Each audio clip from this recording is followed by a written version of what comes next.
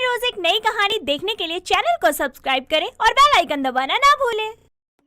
मोहिनी काफी ज्यादा गरीब थी, लेकिन उसके सपने काफी ज्यादा बड़े बड़े होते हैं जिन्हें वो पूरा करने के लिए कुछ भी कर सकती थी।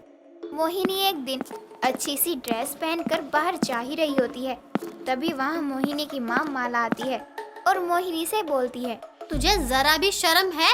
तेरी माँ यहाँ काम कर कर के दिन पर दिन घटती जा रही है और तू है कि अपना अमीरी का जलवा दिखाने में लगी रहती है। कुछ तो घर के बारे में सोच लिया कर। माँ, मैं घर के बारे में बहुत सोचती हूँ, लेकिन पता नहीं क्यों आपको ये ऐसा लगता है कि मैं तो घर के बारे में कुछ सोचती ही नहीं हूँ। अब क्या मैं घरों में काम करने भी लग जाऊँ क्या? अच्छा, ऐसे सज धज के घूमने से घर के बारे में सोचने का क्या संबंध है? एक तो वैसे ही मुझे तेरे लक्षण ठीक नहीं लगते हैं। मैं तो सोच रही हूँ कि तेरी शादी करवा देती हूँ, कम से कम एक टेंशन तो खत्म होगी। माँ, मैं आपके बोलने से शादी नहीं करने वाली हूँ और आप मुझे मेरी जिंदगी अपनी तरह से जीने दो। और आप देख लेना, एक दिन मेरे पास भी फोन होगा, अच्छे कपड़े होंगे, बड़ा सा घर होगा। मोहिनी इतना बोलकर वहाँ से चली जाती है। पास में एक बहुत बड़ा बैंकेट हॉल था जिसमें एक बहुत ही अमीर लड़के की शादी हो रही थी। शादी में काफी अमीर अमीर लोग भी आए थे। मोहिनी मटकते हुए एक विनोद नाम की आदमी के पास जाती है और विनोद से कहती है, ये शादी कितनी बोरिंग है ना। आप यहाँ बोर नहीं हो रहे क्या? तो बहुत हो रही हूँ। बात तो तुम सही बोल रही हो, लेकिन तुम हो कौन? लड़के वालों की तरफ से हो या लड़की वालों की तरफ से हो? इतनी अच्छी बनकर आई हो तो लगता है पक्का लड़की वालों की तरफ से ही होगी। क्यों? अब क्या फर्क पड़ता है, मैं लड़के वालों की तरफ से हूँ या लड़की वालों की तरफ से? मुझे तो आप यहाँ इन सारे मर्दों में सबसे ज्यादा डैशिंग लगे, तभी तो मैं आपके पास यहाँ बात करने आई हूँ। अच्छा, मैं आपको डैशिंग लगा? वैसे मुझे भी शादी में कुछ खास मजा तो आ नहीं रहा है। हम कहीं बाहर चलकर बात करते हैं, इफ यू डोंट माइंड। मैं तुम्हारे साथ बाहर तो चल लूं, लेकिन मेरी ड्रेस, अब इस ड्रेस में बाहर घूमना अच्छा नहीं लगेगा ना। और ऊपर से मेरे फोन की बैटरी भी खत्म हो गई है। मैं कैसे अपने पेरेंट्स से बात करूंगी? तुम बस एक फोन और ड्रेस की बात कर रही हो। मेरे साथ चलो, मैं तुम्हें पूरा का पूरा शोरूम ही दिला देता हूँ। अब आखिर नजर के सामने इतनी सुंदर लड़की खड़ी हो और अगर वो मुझे लाइन दे रही हो तो क्यों ना मैं उस लाइन को पकड़ ही लूं। जी बिल्कुल, चले अब हम दोनों। मोहिनी उस आदमी के साथ बाहर घूमने चली जाती है। मोहिनी अब विनोद को रिझाने में कोई कमी नहीं रखती। विनोद बेचारा मर्द, उसका पैर तो फिसलना ही था ना। कुछ दिनों बाद एक बड़े से होटल में लंच के लिए जाती है। वहाँ भी मोहिनी अपनी हरकतों से बाज नहीं आती और एक आदमी के पास से गुजर रही होती है कि तभी वो अपना पर्स जानबूझकर गिरा देती है और उस आदमी की तरफ मुस्कुराते हुए बोलती है, माफ कीजिएगा, गलती से गिर गया पर्स मेरा। आप मेरा पर्स उठा देंगे? वो क्या है ना, मेरी ड्रेस थोड़ी छोटी है, मैं झुक नहीं सकती, तो क्या आप मेरी मदद कर सकते हैं?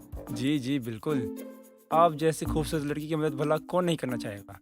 मैं तो अकेले ही लंच पे गई थी, सोचा आप जैसा कोई हैंडसम मर्द दिखेगा जिसे मैं अपने दिल का हाल बता के थोड़ा हल्का महसूस करूंगी।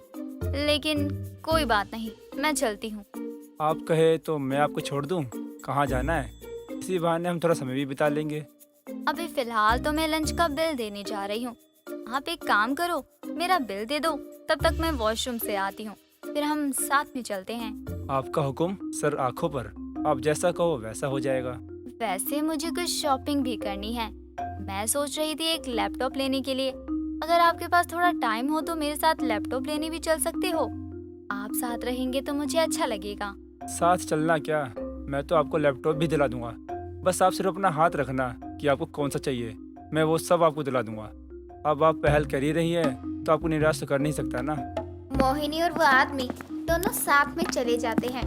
मोहिनी उस आदमी के साथ बहुत घूमती है। आसपास के मॉल में घूमना, कपड़े लेना, जूते, सैंडल, लैपटॉप, बहुत सारी शॉपिंग करती है। शाम को जब ये सब और लैपटॉप लेकर घर आ रही होती है, तभी मोहिनी की माँ उस आदमी के साथ मोहिनी को देख लेती है। जैसे ही मोहिनी घर आती है, अपनी माँ को सब सामान दिखाते हुए मोहिनी बोलती है, माँ ये सब देखो, कितनी प्यारी ड्रेस है ना। और देखो ये लैपटॉप भी लाई हूँ मैं, मुझे ऑफिस से मिला है। ऑफिस से मिला है? अरे 12वीं फेल को अपने घर में कोई झाड़ू पोछे की नौकरी ना दे, और तू बोल रही है कि तू दफ्तर में काम करती है जहाँ से लैपटॉप मिला है तुझे। माँ, अब लोग डिग्री नहीं काबिलियत देखते हैं और मैं बहुत काबिल हूँ। हाँ, मर्दों को रिझाने में तो तू है ही काबिल, इस बात में तो कोई शक नहीं है। तभी तो तेरी ये महंगी महंगी सारी इच्छा एक बार में ही पूरी हो जाती है। दफ्तर वाले लैपटॉप दे सकते हैं, लेकिन ये कपड़े थोड़ी देंगे। माँ, ये मैंने खुद लिए हैं। अब जब मैं कमा रही हूँ तो क्या मैं अपने सारे शौक पूरे ना करूँ? बेटा, मैं तेरी माँ हूँ, मैं सब जानती हूँ कि तू खुद अपने शौक पूरे कर रही है या किस तरह से अपने सारे शौक पूरे करवा रही है। बहुत ही गलत कर रही है मोहिनी तू। देख लियो तू कभी कोई बड़ी मुसीबत में ना फंसे। माँ, गलत मैं नहीं, आपकी सोच हो रही है और मैं अब बड़ी हो चुकी हूँ। मुझे अपना भला बुरा अच्छे से पता है। आप मुझे मत बताओ, एक तो काम भी करो, ऊपर से आपके ताने भी सुनो। मोहिनी अपनी माँ को पलटकर जवाब दे ही देती है और वहाँ से मुंह बनाकर चली जाती है। मोहिनी की आदत ही हो गई थी ऐसे अमीर अमीर मर्दों को रिझाना और काम निकल जाने पर छोड़ देना। ऐसे एक आदमी के साथ ही नहीं बल्कि बहुत आदमी के साथ मोहिनी ये कर चुकी थी। कई दिनों तक ऐसे ही चलता रहता है। कुछ दिनों बाद मोहिनी अजय नाम के एक आदमी से मिलती है और उससे बोलती है, अजय, मैं तुम्हारे लिए कुछ भी कर सकती हूँ। सच में तुम मुझसे मिलने आई हो, इस बात की मुझे बहुत खुशी हुई। मैं तो सोच रहा था कि अब शादी हम कर ही लेते हैं। शादी इतनी जल्दी? हाँ तो क्या हुआ, तुम्हें शादी करने में कोई परेशानी है क्या? नहीं, कोई परेशानी नहीं है, लेकिन मैं भी अपनी माँ के लिए घर लेना चाहती हूँ, फिर ही मैं शादी के बारे में सोच सकती हूँ।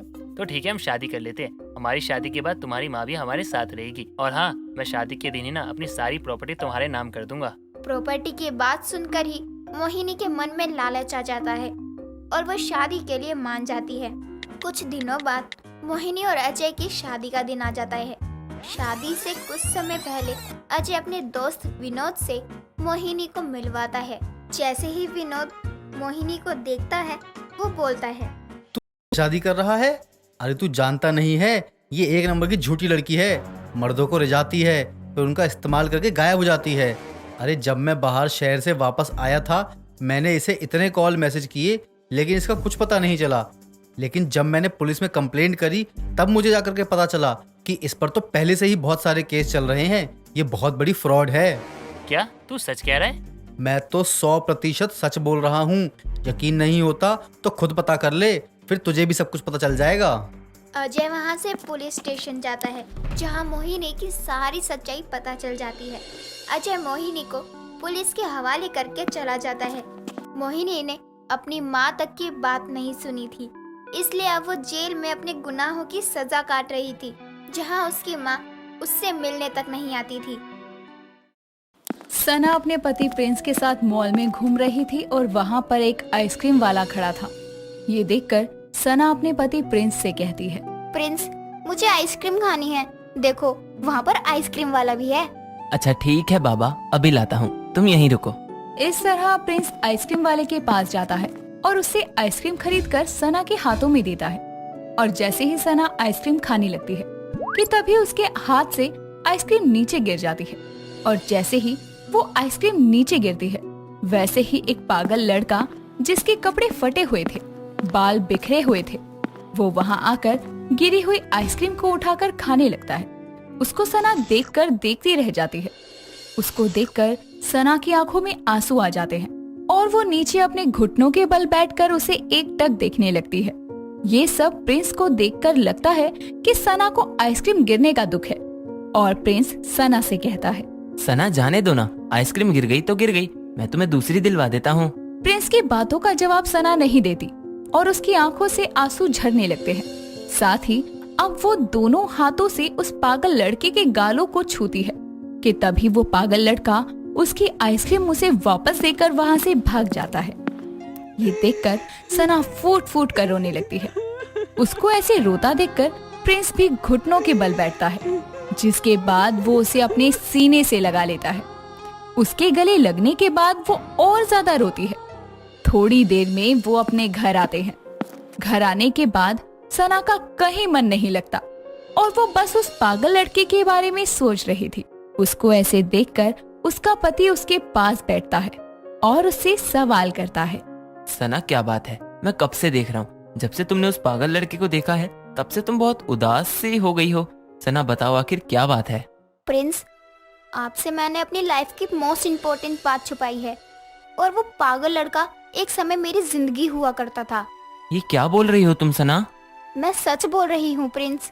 आज से 2 साल पहले सना अपने कॉलेज से घर आ रही थी कि तभी उसकी टक्कर सौरभ नाम के लड़के से होती है। जैसे ही वो उससे टकराती है वैसे ही सना कहती है, तुम्हें दिखाई नहीं देता क्या? मैं यहाँ से जा रही हूँ। अरे अरे, ये कैसे बोल रही हो मैडम आप? मैंने आपको जबरदस्ती टक्कर थोड़ी ना मारी है। और चलो, मुझे दिखाई नहीं देता, लेकिन आपको भी तो दिखना चाहिए ना कि सामने से इतना हैंडसम बॉय आ रहा है। जब तुम्हें ही नहीं दिखा तो मैं कैसे देख सकता सना हूँ? उसकी बातों का जवाब देना जरूरी नहीं समझती और वहाँ से चुपचाप चली जाती है। वहाँ से वो चली तो जाती है, लेकिन सौरभ के दिल में उसे देखकर घंटियां बजने लगी थी। और अब वो सना के बारे में पता लगाता है। उसे पता चलता है कि वो कॉलेज की स्टूडेंट है, और इस तरह अब सौरभ हर समय उस कॉलेज के आसपास आकर खड़ा हो जाता। ऐसे ही एक दिन सना को कुछ गुंडे छेड़ने लगते हैं। तभी सौरभ वहाँ आकर उन गुंडों को काफी अच्छा सबक सिखाता है। ये देखकर सना उससे बोलती है, थैंक यू। उसके थैंक यू से मानो सौरभ किसी और दुनिया में पहुंच गया था।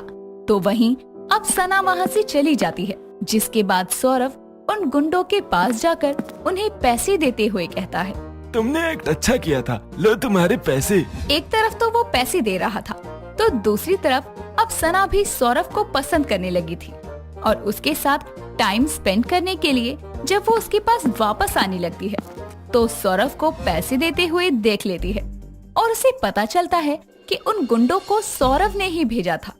ये सब देखकर सना सौरभ के पास जाती है और उसे एक तमाचा जड़ते हुए कहती है, तुम तो निहायत ही घटिया इंसान हो। सना मेरी बात तो सुनो। सना प्लीज एक बार मेरी बात सुन लो। उसको इतना गिड़गिड़ाते हुए देखकर सना उसे बोलने देती है और सौरभ उसे बताता है, मैं तुमसे प्यार करता हूँ और इसीलिए मैंने तुम्हें इम्प्रेस करने के लिए ये सब किया। उसकी बात सुनकर वो मुस्कुराती है और उसे गले से लगा लेती है। इस तरह इन दोनों की लव स्टोरी स्टार्ट होती है। आए दिन वो दोनों मिलते हैं। देखते देखते उनके बीच नजदीकियां बढ़ जाती है और ऐसे ही एक दिन अब सना के घर पर प्रिंस नाम के लड़के का रिश्ता आता है।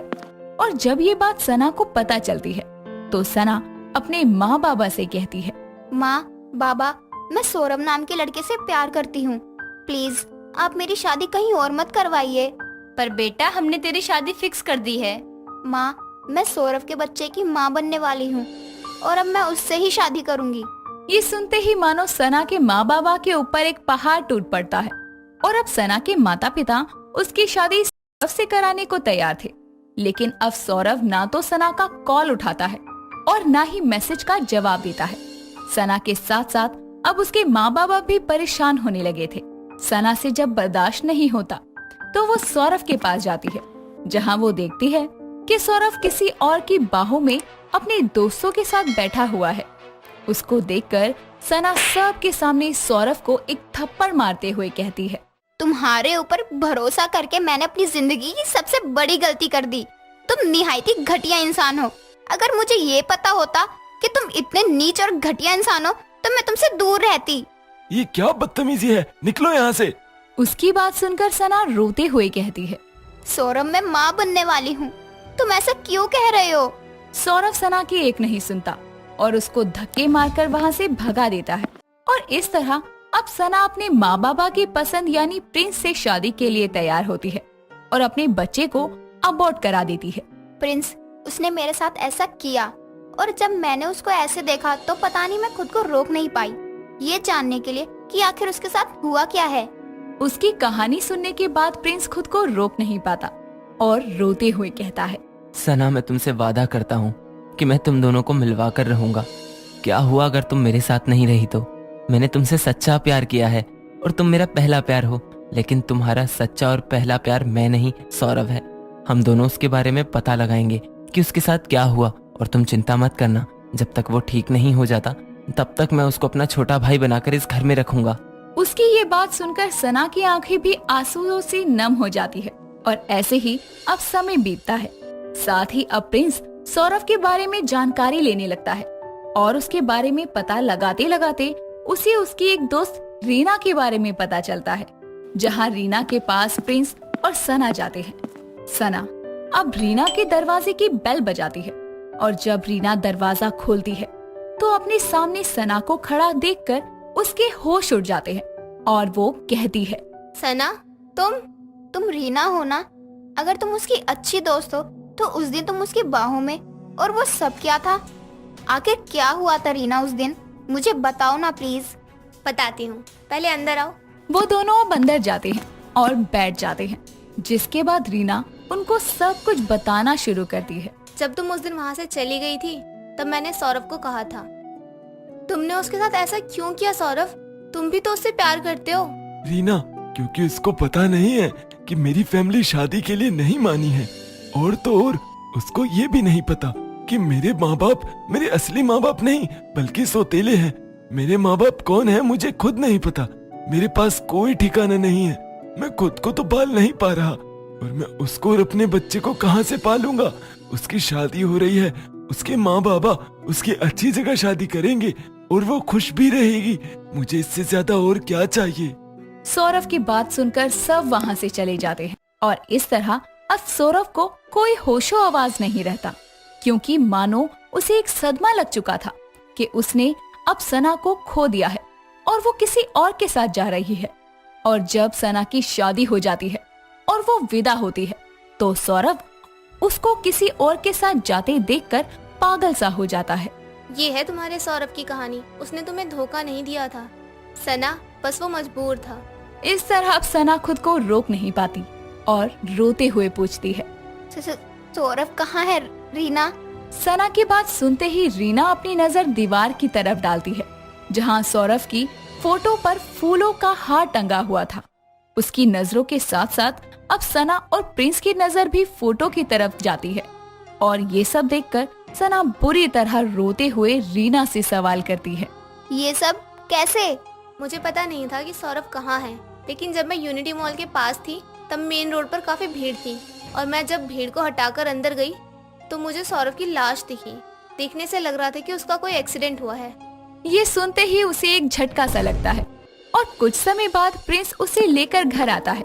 बेचारी सना को तो सौरभ से बात करने का समय तक नहीं मिला था और इस तरह उसका पहला प्यार अधूरा रह जाता है। लेकिन प्रिंस उसको अब हर वो खुशी देता है जिसकी वो हकदार थी, क्योंकि सना तो उसका पहला प्यार थी।